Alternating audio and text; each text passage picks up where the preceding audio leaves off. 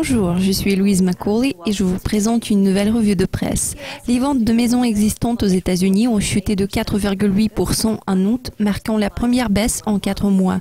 Les acheteurs potentiels ont dû reporter à plus tard l'achat car les prix ont brusquement augmenté à l'ouest et au sud de 6 et de 7,1% d'année en année respectivement.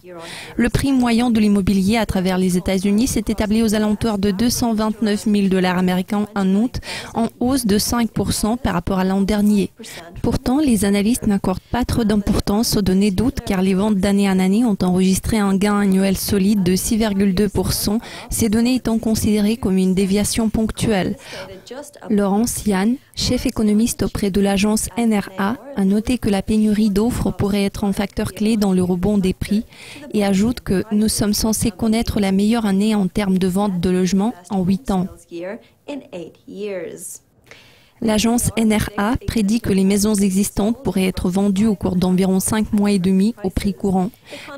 Les économistes de la Deutsche Bank croient aussi que l'accalmie dans les ventes de logements existants observées en août devrait se révéler de courte durée car les fondamentaux en termes d'immobilier restent très favorables.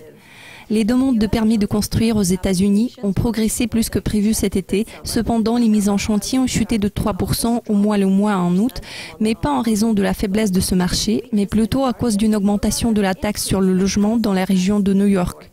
L'absence de mouvement du côté de la Fed la semaine dernière pourrait donner un coup de pouce à l'industrie au 3e trimestre. Néanmoins, il est peu probable qu'une hausse des taux d'intérêt ait un sérieux impact sur le marché immobilier. Laurence Yan a déclaré « Nous ne sommes pas trop préoccupés, même dans un contexte de la hausse des taux d'intérêt car il y a beaucoup de facteurs de compensation, pointant vers une augmentation de l'emploi et un assouplissement des normes de souscription des prêts hypothécaires. » Merci de nous avoir suivis. Restez à l'affût de nos mises à jour régulières sur le site de Dukascopy TV, car très bientôt nous vous présenterons une nouvelle édition du Coin des matières premières et plusieurs interviews exclusives. À la prochaine.